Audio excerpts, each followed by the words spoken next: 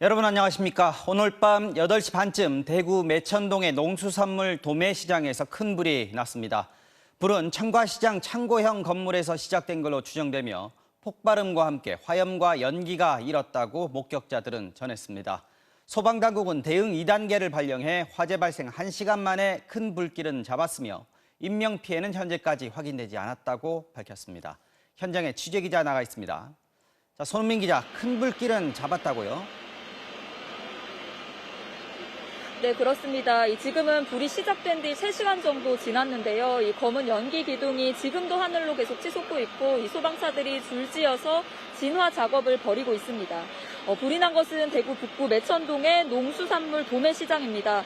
이 비수도권의 농수산물 도매시장 가운데서는 가장 큰 규모의 시장입니다. 이 시장을 중심으로 주변에는 대형 아파트 단지들이 쭉 둘러싸 있는데요. 이 화재 현장에서 시커먼 연기가 계속 솟아오르면서 인근 주민들도 불안해하고 있습니다. 전부 천막이고 안에 내나 뭐 농산물 시장이니까 뭐 벌크 이제 플라스틱이나 이런 전부 이런 거니까 그래서 그런지 전부 까만 연기예요. 불은 오늘 저녁 8시 27분쯤 시장 안에 있는 청과시장 쪽에서 시작됐습니다. 이 제보자들도 현장에 바람이 강하게 불면서 시장 전체로 불길이 빠르게 번졌다고 말하고 있는데요. 인근에 있던 매천시장 상인에 따르면 이 불이 났다는 사실을 인지하자마자 순식간에 불길이 번졌다고 합니다. 신고를 받은 소방당국은 오후 8시 35분 대응 1단계를 발령했고 오후 8시 43분에 대응 2단계로 격상해 진화 작업을 벌였습니다. 그리고 밤 9시 34분 큰 불길은 잡혔다고 밝혔습니다. 지금 현장에는 이 소방차 80여 대와 소방 인력 220여 명이 투입돼 불을 끄고 있습니다. 이 소방당국에 따르면 불이 난 곳은 A동 상가인데 총 152개 상가 가운데 절반 정도인 69개 상가가 완전히 탄 것으로 파악하고 있습니다. 여러 점포가 이 한 지붕 아래 비닐 소재로 벽을 만든 칸막이 구조로 밀집해 있어서 이 불길이 빠르게 번진 걸로 추정되고 있습니다. 현재까지 확인된 인명피해는 없는데요. 대부분의 상가는 문을 닫을 시간이지만 일부에서는 새벽 물량 출하를 위해서 이 작업을 하는 것도 있었던 것으로 알려지고 있어서 이들이 안전하게 대피했는지 추가 확인이 필요해 보입니다. 대구 북구청도 이 화재 현장 주변에서는 안전사고에 주의하고 이 시장 주변으로 우회하라는 재난안전 문자를 발송했습니다. 이 소방당국은 화재 진화 작업을 마무리하는 대로 이 정확한 화재 원인을 조사할 예정입니다. 지금까지 대구 매천시장 화재 현장에서 MBC 뉴스 손은민입니다. 네, 윤석열 대통령이 오늘 내년도 예산안을 설명하는 국회 시정연설을 했습니다. 더불어민주당의 불참 속에 이뤄진 연설에서 윤 대통령은 재정을 아껴서 약자를 위한 복지에 정부 돈을 많이 쓰겠다고 강조했습니다. 야당과의 협치 대신 국회의 협력이라는 말을 썼고 비속어 발언에 대한 사과는 없었습니다. 먼저 신수아 기자입니다. 윤석열 대통령이 국회 본회의장에 들어섰습니다. 여당 의원들이 기립박수로 환영했지만 민주당 의원들의 전면 불참으로 상당수 의석이 비어 있습니다. 윤 대통령은 먼저 전 정부의 방만한 재정 운용으로 나라 빚이 1,000조 원까지 늘었다며 새 정부는 건전재정 기조라 밝혔습니다. 내년도 총 지출 규모는 639조 원으로 2010년 이후 처음으로 전년 대비 예산을 축소 편성했습니다. 예산안의 열쇠말은 약자 복지와 미래 준비였습니다. 고물가 고금리로 경제 불확실성이 확대된 상황에서 취약계층의 어려움이 커질 수 있다며 저소득층과 노인 등 약자 지원 예산을 늘리겠다고 했고 반도체, 양자우주 등 첨단 전략 사업에 대한 지원도 강조했습니다. 우리 정부는 재정 건전화를 추진하면서도 서민과 사회적 약자들을 더욱 두텁게 지원하는 약자 복지를 추구하고 있습니다. 예산안 통과를 위해선 다수당인 민주당의 협조가 필요한데 야당과의 협치란 말은 나오지 않았습니다. 대신 국회가 협력해야 한다는 취지의 원론적인 발언을 4차례 했습니다. 경제와 안보의 엄중한 상황을 극복해 나가기 위해서는 여야가 따로 있을 수 없습니다. 국회의 협력이 절실합니다. 여당 의원들은 19차례 박수를 보내며 호응했는데 순방 중 비속어 논란에 사과하란 정의당의 손팻말엔 격한 반응을 보이기도 했습니다. 팻말 그좀 쳐세요. 예의를 좀 지키세요. 예의를. 윤 대통령 본인도 시정연설 전 가졌던 국회의장 등과의 환담에서 비속어 발언을 사과할 뜻이 없음을 분명히 했습니다. 사과를 요구했고 대통령께서는 사과할 일이 없었다고 말씀하셨습니다. 시정연설에 대한 여야의 평가는 엇갈렸습니다. 어려운 대내외 여건과 글로벌 복합 위기에 맞선 대응 방향과 민생 현안 해결을 위한 총체적 방안을 담았습니다. 10조 원 정도의 예산을 민생 예산을 삭감하고 겨우 몇 푼 편성한 것을 마치 약자 복지라고 하는 것을 보면서 참 비정하다. 윤 대통령의 연설에 걸린 시간은 18분 28초. 역대 대통령의 본 예산안 시정연설 중 가장 짧았고 169명 민주당 의원들의 전면 불참으로 참가 의원 수도 가장 적었습니다. MBC 뉴스 신수아입니다. 이렇게 대통령의 시정연설에 제1야당이 참석조차 하지 않은 건 헌정사상 처음인데요. 민주당은 국회를 무시하고 야당을 탄압한 데 대한 엄중한 항의 표시라고 밝혔습니다. 국민의힘은 다수당인 민주당이 국회의원의 책무를 저버리고 입법 독재를 하고 있다고 비판했습니다. 이어서 남효정 기자가 보도합니다. 윤석열 대통령이 들어설 국회 본청 현관 앞에 민주당 의원들이 손팻말을 들고 집결했습니다. 민생이면 야당 탄압, 윤석열 정권 규탄한다! 국회에 도착한 윤 대통령이 의장단 환담을 위해 이동하는 동안 침묵 시위로 맞섰는데 이내 고성이 터져 나왔습니다.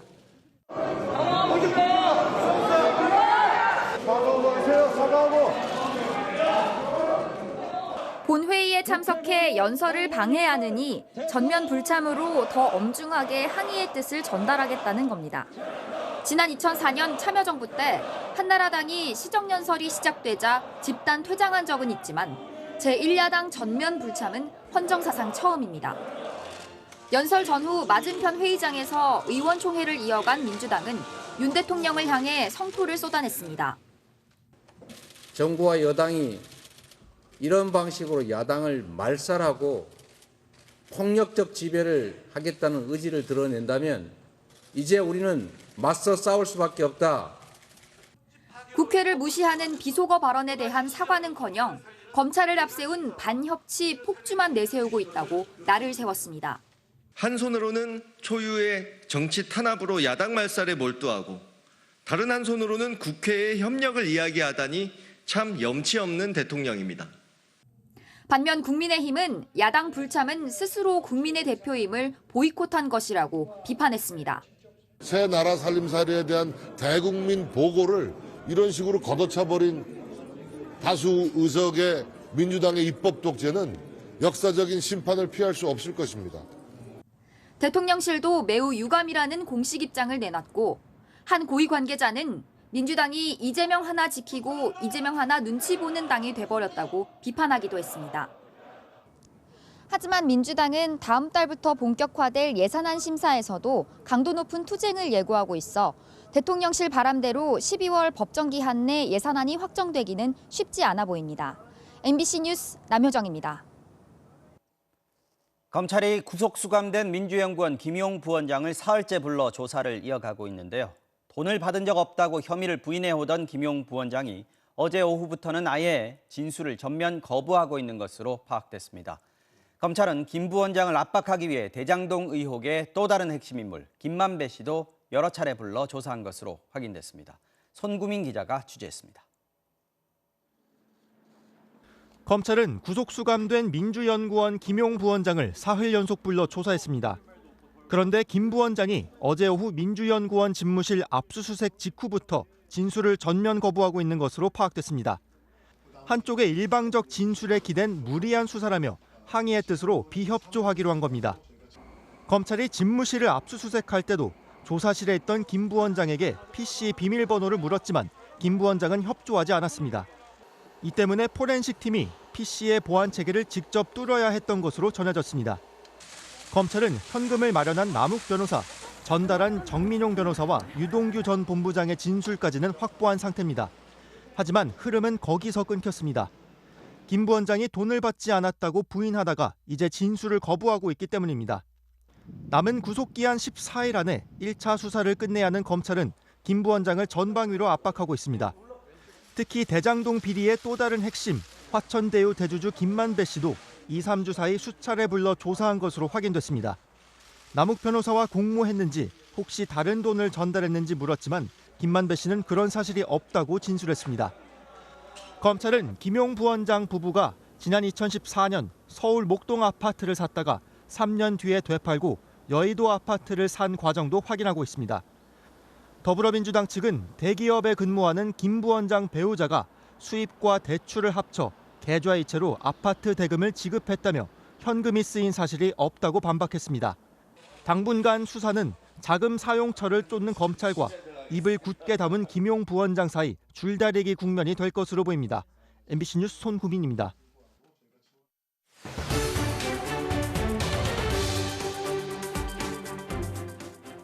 시장에 돈이 마르면서 거액의 자금이 들어가는 부동산 개발 사업마다 자금 조달에 비상이 걸렸습니다. 건설사마다 돈을 구하기 위해 안간힘을 쓰고 있던 와중에 레고랜드 사태가 불에 기름을 부은 격이 된 건데요. 지방 부동산 현장은 물론 서울 대단지 재건축 사업조차 투자자를 구하지 못하는 상황입니다. 먼저 홍신영 기자가 현장을 취재했습니다. 충주 첨단산업단지 인근 아파트 건설 현장. 274가구가 내년 9월 입주할 예정이었습니다. 이제 절반쯤 지었는데 이달 초 공사가 전면 중단됐습니다.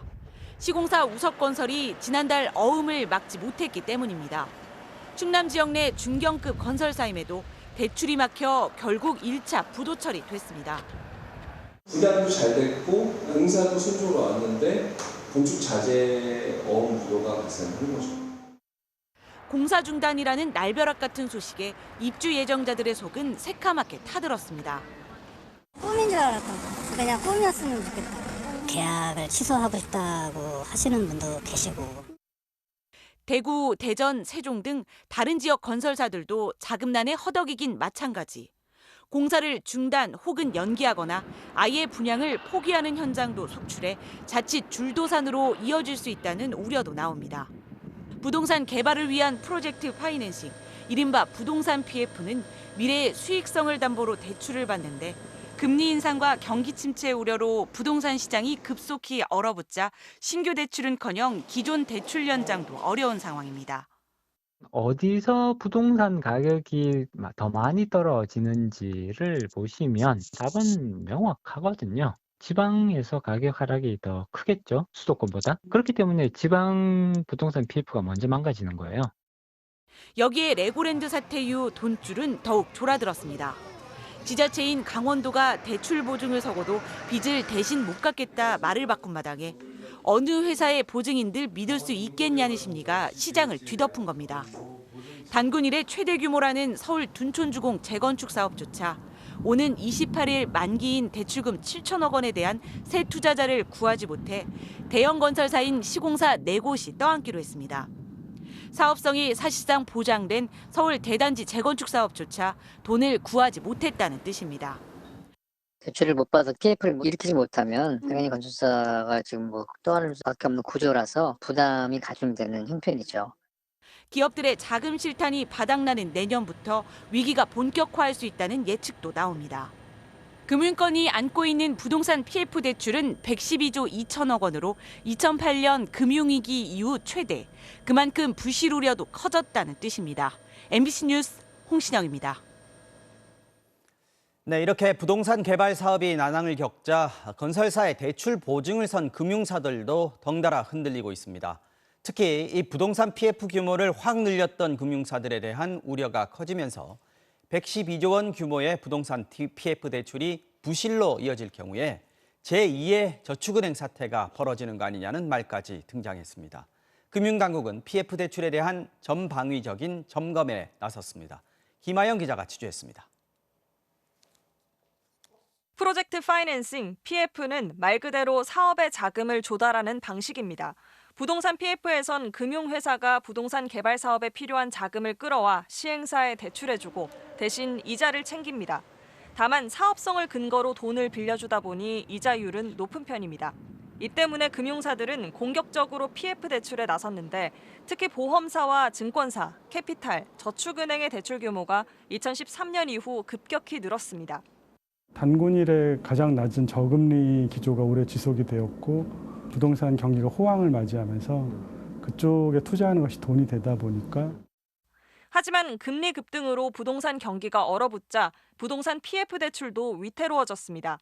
미분양 물량 급증에 원자재가 상승으로 사업성이 나빠졌고 돈줄마저 말랐습니다. 올해 1분기 증권사의 부동산 PF 대출 연체율은 4.7%로 3년 전보다 거의 3배가 뛰었습니다. 레고랜드 사태 이후엔 PF 대출 규모가 큰 금융사들을 중심으로 위험한 게 아니냐는 뜬 소문마저 돌았습니다. 지난 2011년 발생한 저축은행 사태 역시 발단은 PF 대출이었습니다. 글로벌 금융위기로 부동산 경기가 위축되자 PF 대출이 많았던 저축은행들이 무너졌고 결국 31곳이 무더기로 영업정지를 당했습니다. 이 같은 시장 불안에 정부도 PF 대출에 대한 전방위적인 점검에 나섰습니다. 10월, 11월, 12월 달에 어떻게 진행될 건지 그리고 시장 상황에 따라서 어떤 컨텐션스가 필요한지 지금 점검을 해놓은 상태고. 정부는 업종별로 PF 대출 현황을 파악하는 한편 우량 사업과 비우량 사업을 구분해 살펴볼 방침입니다. MBC 뉴스 김아영입니다. 감사원이 국민권익위원회 전현희 위원장에 대해 검찰에 수사를 의뢰했습니다. 감사원은 권익위가 추미애 전 법무부 장관 아들의 군특혜 의혹에 대해 유권 해석을 하는 과정에서 전 위원장이 부적절하게 개입한 정황을 포착한 것으로 알려졌는데요. 감사원의 표적 감사를 주장해온 전현희 위원장은 내일 기자회견을 열고 입장을 밝힐 예정입니다. 오늘 아침 학교에 가던 어린 학생들이 뒤에서 돌진해온 차량에 치여서 초등학생 2명이 아직까지 의식을 회복하지 못하고 있습니다. 운전자는 20대 외국인이었는데 졸음 운전을 했다고 진술했습니다. 이현정 기자가 취재했습니다. 주택가 옆 왕복 2차선 도로. 학생 5명이 길가에 주차된 차 옆으로 지나가고 있습니다. 그런데 학생들 뒤편에서 갑자기 나타난 검은색 승용차가 이들을 덮쳤습니다. 초등학생 4명과 중학생 1명이 피할 새도 없이 끔찍한 사고를 당한 겁니다. 사고 충격으로 도로에 주차되어 있던 차량 한 대가 전복됐고 사고 차량은 식당 유리를 깨부수며 파편들이 도로 전체를 뒤덮었습니다. 사고 장소는 주택 밀집 구역이라 제한 속도 40km 이하로 서행해야 하지만 중앙선을 넘어온 차량은 식당을 들이받고서야 멈출 정도로 빠르게 돌진해 왔습니다. 중앙선 넘어서 차하고 애들을 들이받아가지고 애들은 날라서 여기서 떨어지고 차도 완전 날라서 여기서 떨어진 거예요. 피해 학생 중 초등학생 2명은 상태가 위중한 것으로 알려졌습니다. 사고 차량 운전자는 인근 대학교에 다니는 20대 우즈베키스탄 학생인데 졸음 운전을 했다고 진술했습니다. 자기가 졸음 운전이라고 주장을 하고 있는데 가해 운전자의 음주나 약물 여부는 검사해봤는데 음성으로 나왔습니다. 경찰은 운전자를 교통사고 특례법 위반 혐의로 긴급 체포해 정확한 사고 경위를 조사하고 있습니다. MBC 뉴스 이현정입니다. 졸음 운전으로 인한 사고가 또 있었습니다. 신호 대기를 하고 있던 어린이집 승합차를 5톤 트럭이 뒤에서 들이받았는데요. 승합차에 타고 있던 어린이들은 모두 안전벨트를 매고 있어서 크게 다치지 않았는데 70대 운전자가 사고의 충격으로 숨졌습니다. 부정석 기자가 취재했습니다. 왕복 4초로 국도변에 뒷문이 심하게 찌그러진 어린이집 승합차가 서 있습니다. 소방대원이 남자 어린이를 안고 나와 도로가에 앉힙니다. 차례차례 아이들이 구조되는 동안 다른 소방대원들은 아이들의 상태를 살피고 응급처치를 합니다. 갑작스러운 사고에 놀랐는지 주저앉아 목 놓아 우는 어린이도 보입니다. 오늘 오전 10시 20분쯤 경남 창녕의 한 국도에 신호 대기 중이던 어린이집 승합차를 5톤 트럭이 뒤에서 들이받았습니다.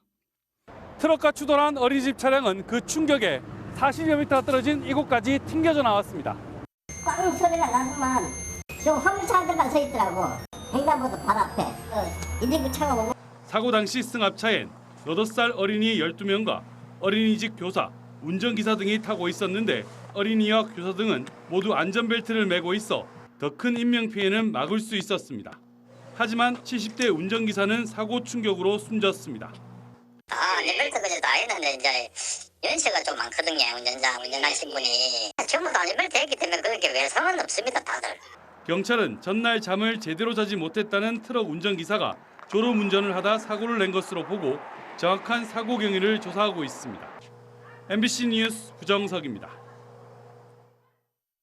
내년 2월부터 서울 중형택시 기본 요금이 4,800원으로 지금보다 1,000원 인상됩니다. 기본 거리도 현재 2km에서 1.6km로 줄어드는데요. 이 택시 요금 인상은 2019년 2월 이후 약 4년 만입니다. 이보다 앞서서 12월부터는 심야 할증 시작 시간이 자정에서 밤 10시로 2시간 당겨지고 최고 할증률도 20%에서 40%로 높아집니다. 영국의 새 총리로 임명된 리시 수넥 전 재무부 장관입니다. 올해 42살, 210년 만에 최연소 총리이자 인도계 이민자 가정 출신으로 영국 역사상 처음으로 백인이 아닌 총리가 탄생했습니다. 또 재산이 우리 돈으로 1조 2천억 원에 달할 만큼 금수저 집안인데요. 인도는 오랫동안 영국의 식민 지배를 받았었죠.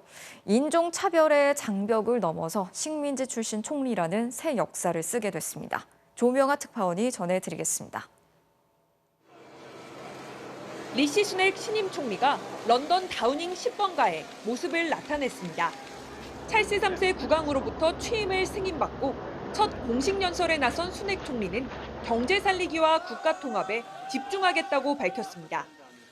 But mistakes, nonetheless.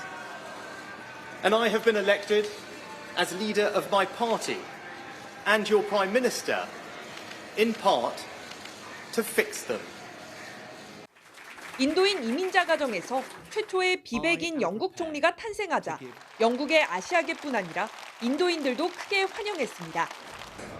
인도를 식민 지배했던 영국을 인도계 출신이 이끌게 됐기 때문입니다.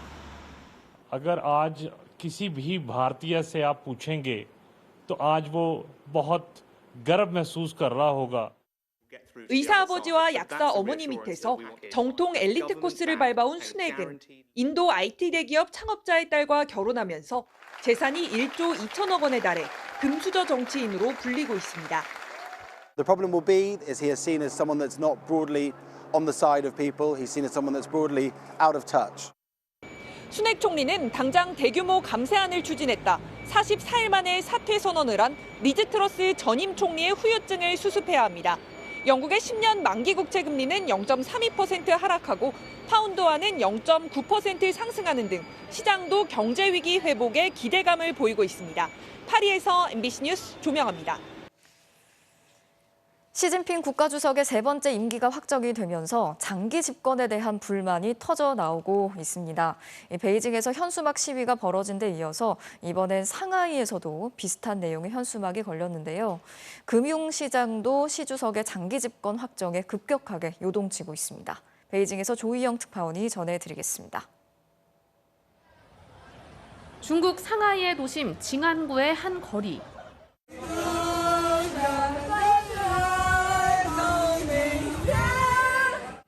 사회주의 민중가요를 틀어놓은 채 두 여성이 현수막을 펼쳐들고 행진합니다. 이들은 현수막에 원치 않는다, 원한다를 3번 반복해 적었습니다.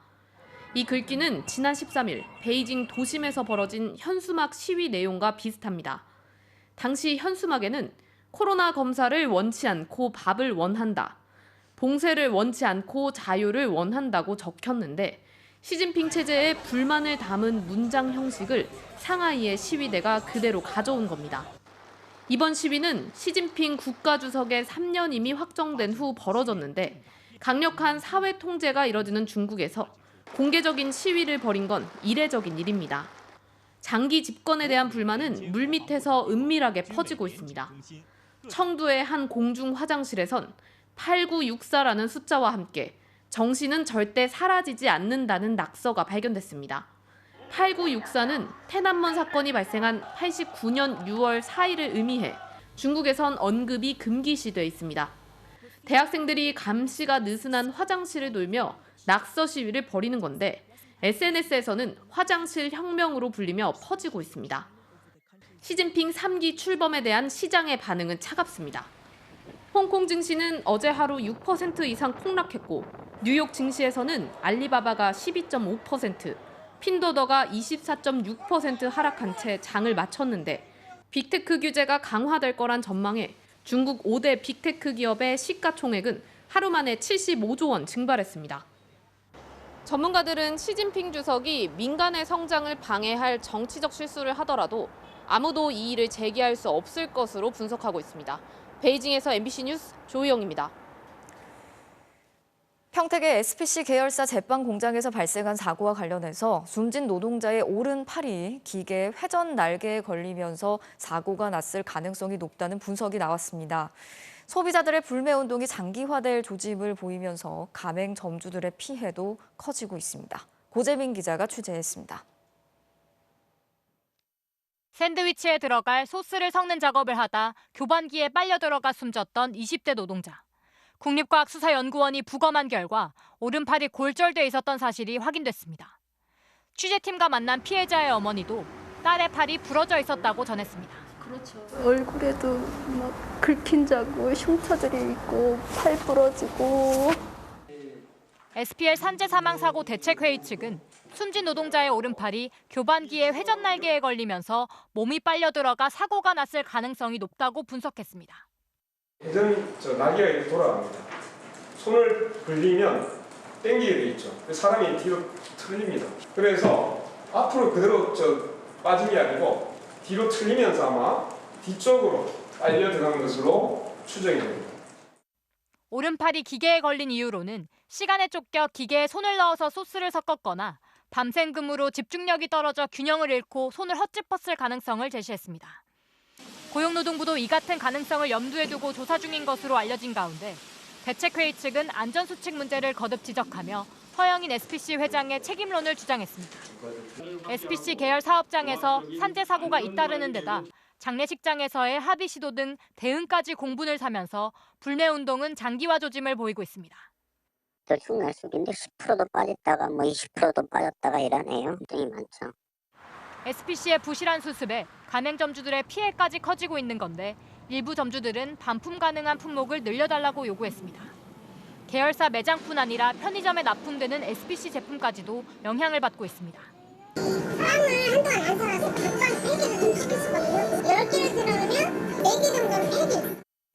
한편 경찰은 사흘 전 성남의 샤니 공장에서 노동자의 손가락이 잘린 사고와 관련해 관리 책임자 등 2명을 입건했습니다. MBC 뉴스 고재민입니다.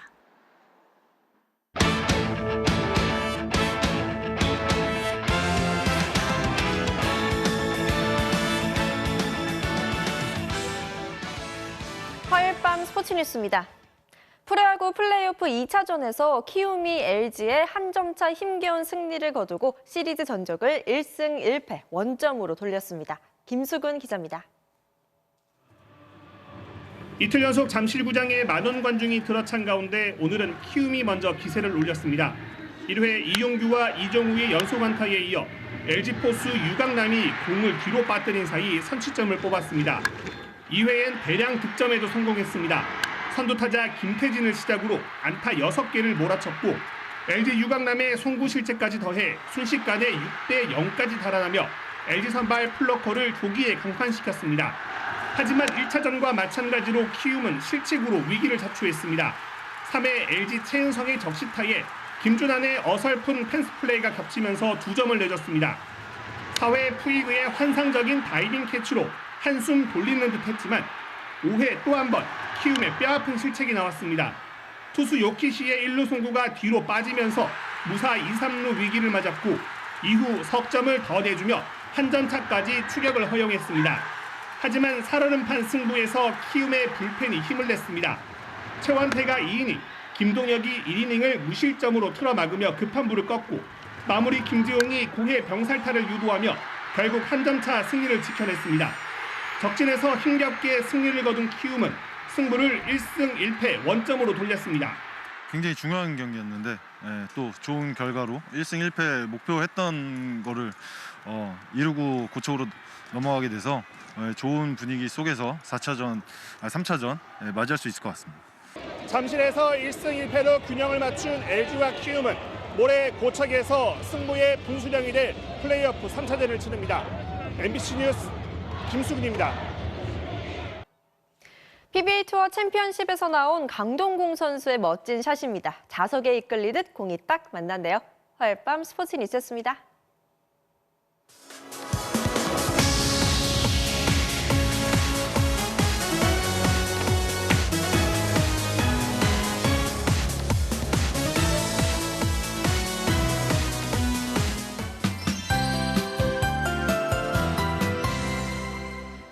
네, 어느덧 도심을 풍성하게 채운 단풍들을 보면 이 쌀쌀함도 꽤 괜찮게 느껴지곤 합니다.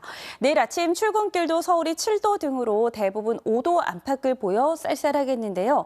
낮에는 기온이 쑥쑥 올라서 따스함이 감돌겠습니다. 환절기 건강 관리에 신경을 써주셔야겠습니다. 목요일인 모레와 금요일 사이 영동 지방은 비가 내리겠는데요. 이번에는 기온이 높아서 눈보다는 비로 내릴 전망입니다. 한편 서울을 비롯한 대부분 지방 맑은 날씨가 이어지면서 대기는 점차 더 메말라 가겠습니다. 자세한 지역별 내일 날씨입니다. 내일은 전국의 하늘 맑다가 오후부터 구름의 양만 늘어나겠고요. 제주도는 흐린 가운데 빗방울이 떨어지겠고 동해안 지방 당분간 너울성 파도가 강하게 밀려오겠습니다. 아침 최저 기온 서울 7도, 춘천과 안동, 대전 4도 등으로 내륙 산지를 중심으로는 서리가 내리거나 물이 어느 곳이 있겠습니다. 낮에는 평년 기온을 회복합니다. 서울 18도, 광주와 창원 20도, 부산 21도까지 오릅니다. 이번 주 옷차림은 쭉 평소대로 해주셔도 되겠는데요. 보시다시피 기온 변동폭이 크지가 않아서 갑자기 추워지는 날은 없을 전망입니다. 날씨였습니다. 뉴스 마치겠습니다. 함께해 주신 여러분 고맙습니다.